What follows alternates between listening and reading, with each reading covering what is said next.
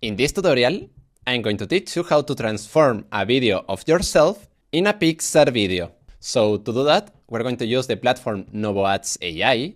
The link is going to be in the comment section and you can try it for just $1. Then, when you create the account, you will arrive here, and here we need to go to the video section. Now we have to click in settings, and here in model, we're going to use the model Omniflash.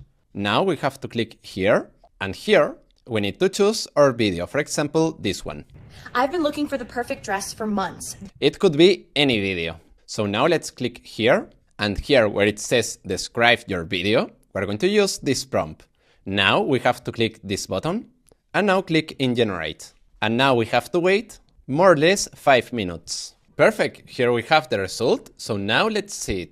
I've been looking for the perfect dress for months. This one has it all. The fit, the flow, the lightweight fabric. It's the best I've ever had. Link in my profile. Well, the result is really good. It really looks like a Pixar video. So if you like it, remember that the prompt is going to be in the comment section and you can try this platform for just $1. So well, after saying that, see you in the next video.